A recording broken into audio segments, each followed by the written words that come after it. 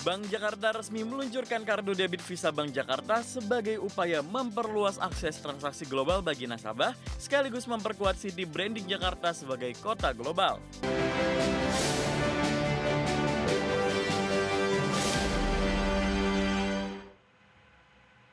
Pemirsa, Pemprov DKI Jakarta mendukung Bank Jakarta untuk memperkuat layanan nasabahnya melalui kerjasama dengan Visa demi memperluas akses transaksi global.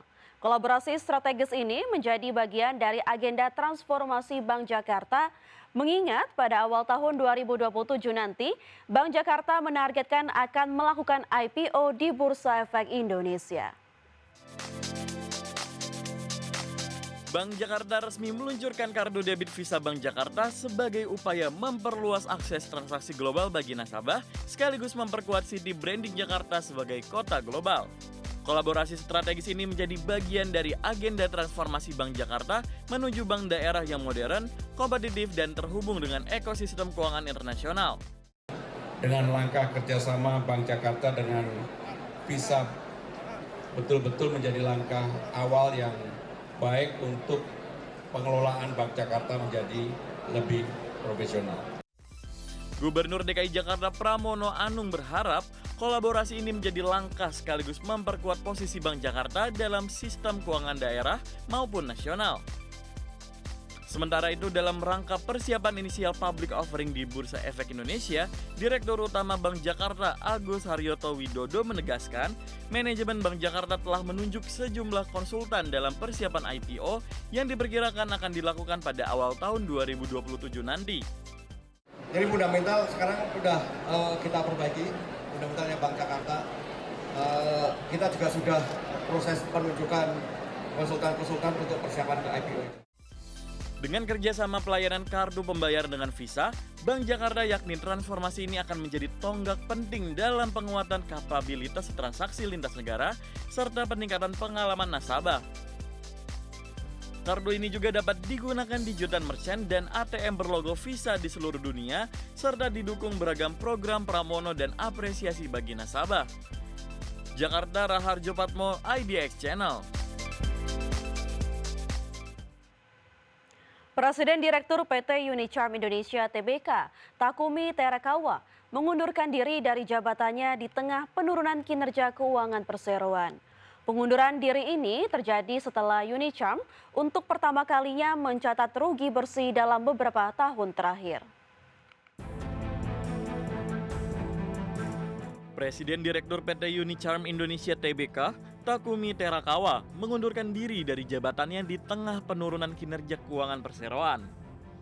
Pengunduran diri Takumi Terakawa diikuti oleh Wakil Presiden Direktur Takeyuki Matsura serta Direktur Penjualan Sri Haryani. Sekretaris perusahaan Unicharm, Lucia A. Nanggolan, menyatakan perseroan telah menerima surat pengunduran diri ketiganya pada 31 Desember 2025. Keputusan tersebut akan berlaku efektif setelah disahkannya dalam RUPS terdekat. Adapun, hingga 30 September 2025, Unicharm Indonesia membukukan rugi bersih sekitar 96 miliar. Pendapatan bersih tercatat 6,35 triliun atau turun 11% dibandingkan periode yang sama tahun sebelumnya. Pada Januari-September 2024, perseroan masih mencatat laba bersih 234 miliar. Dengan mundurnya 3 petinggi berlatar belakang penjualan dan pemasaran, kini jajaran direksi Unicharm Indonesia hanya menyisakan Kurniawan Yuyono yang menjabat direktur sejak 2009. Selain itu, tekanan kinerja juga tercemin dari anjloknya arus kas operasional menjadi 172 miliar dari sebelumnya 733 miliar. Perseroan dihadapkan pada tantangan pemulihan bisnis ke depan. Berbagai sumber IDX Channel. PT Bank Tabungan Negara Tbk atau emiten berkode saham BBTN resmi menyelesaikan transaksi pengalihan hak dan kewajiban unit usaha syariah kepada Bank Syariah Nasional. Transaksi senilai 5,56 triliun rupiah ini merupakan bagian dari proses pemisahan unit usaha syariah BTN sesuai ketentuan regulasi perbankan syariah.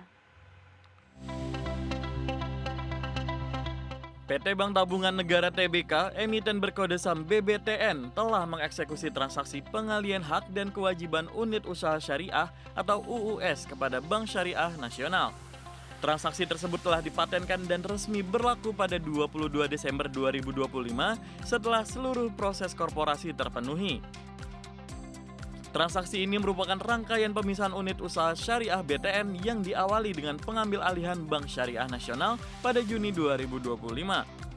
Proses pemisahan UUS ditetapkan melalui RUPS luar biasa pada 18 November 2025 dan telah mendapatkan persetujuan Otoritas Jasa Keuangan pada 9 Desember 2025.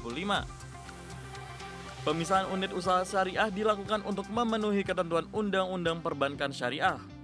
Aturan ini mewajibkan pemisahan UUS menjadi bank umum syariah apabila aset UUS telah mencapai 50% dari total aset bank induk atau minimal 50 triliun rupiah. BTN menilai pemisahan UUS akan membuat pengembangan bisnis syariah lebih fokus dengan proses pengambilan keputusan yang lebih efisien.